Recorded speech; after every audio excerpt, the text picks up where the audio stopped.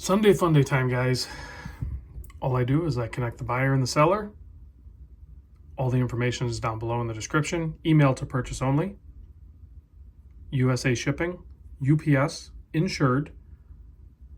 All I do is I give you very simple to follow instructions. Do those exactly as I give them to you when you email to buy, and everything will go smooth. This isn't my first rodeo. I've done this many times. Let's get into it. So first up, Hamilton, Khaki, Pioneer, white dial with a blue colored handset. I'm probably chemically blued, not thermally blued. Very nice looking watch on leather. This guy here is running at +4 seconds. Price is $375. All the prices do not include shipping. Shipping is extra. Typically in the US, depending on the level of insurance, it's going to be somewhere between $10 and $20, just so you have an idea, so you know the total cost in. This one will be $375. All watches come with full box and everything like that, with the exception of one watch. I could not find any other. It's the Seestern back here, but I'll remind you when we get to it. So that one's $375, running at +4. Next up, this is a little bit larger, Hamilton Broadway GMT. This is a traveler's GMT. So like when you pop the crown out to the first position, you can adjust the hour hand in either direction, whatever you want to do. So it is a true traveler's GMT. It's on the larger side of things. It is a 46mm watch. This is a limited edition. It's called the Hamilton Broadway GMT Limited Edition. It's running at dead flat, ±0. Comes on this fitted leather strap with a deploying clasp, display case back, all that good stuff. We'll do this one for $425. If your wrist can support it, you get yourself a true traveler's GMT Swiss-made automatic for under $500. And oh, rotating bezel too. That's pretty cool. Didn't know that. Next up, Spinnaker. They call it Bradner Pacific Blue.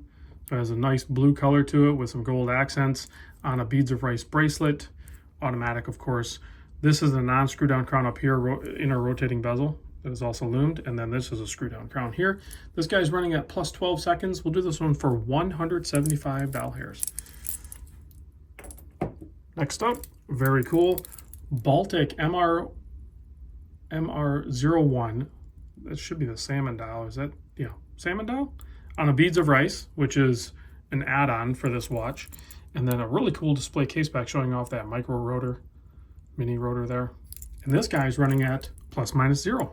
So it's running spot on as well. Overall good condition. And it's a smaller watch. Very cool though. We'll do this one for $400. Next up, the Seestern 416 Pro. Kind of like a Grand Seiko-ish kind of case. I noticed the bezel action on this is really, it's a smooth bezel action, but there's not a whole lot of resistance in it. But pretty cool white dial. This thing's running at +8 seconds. I couldn't get it on my wrist, couldn't get it over my paws, so I'm guessing it's, you know, more for like a 6.5-inch wrist. I don't have any extra links for this. If you're buying it with a larger wrist, then know that you could also put it on a strap. But this guy here will only be, there's no box or anything with it either. This guy here will only be $75. Next up, the Spinnaker Islander collaboration, the Croft limited edition in a nice red color. This thing here is running at +12 seconds. We'll do this one for $150. You can see on the back side there.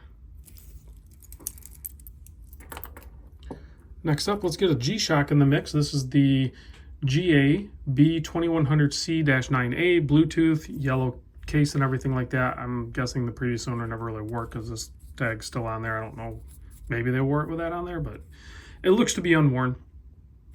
We'll do this one for $75. Next up, Spinnaker Cahill. And this one is in a stone green colorway. Nice looking watch, nice large maxi dial, you know, markers and handset. Looks like it's right in between a date change. This thing's running at +4 seconds. We'll do this one for $150. H-link bracelet. Everything looks to be in good shape. No issues with this guy. Still has the plastic on the back, actually. That's like one of the first things I peel off. Next up, we have another Hamilton Khaki Pioneer, this time in a black dial with a polished handset. This one's running at plus 16 seconds, so a little bit on the higher end for the speed. Still great shape though, very cool wire lug case, just like the white dial I showed you the first one. This one will be $375. We're gonna do this one. I was hesitant on listing this one. We'll do the Richard Harvey Patriot watch. I just haven't worn it much, so I'm trying to clean up a little bit after doing my state of the collection. But great watch, very unique, very cool.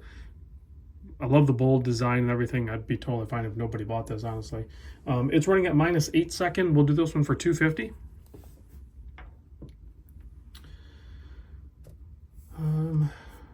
What did I do? Oh, I missed one. I gotta back up. Look at the order down below. It doesn't really matter. I missed this one, but this one I actually skipped over. The Hamilton Jazzmaster Regulator. You want to get into a Swiss-made automatic regulator for a crazy good price? Here you go. This one is running at plus 4 seconds, and it'll be $400.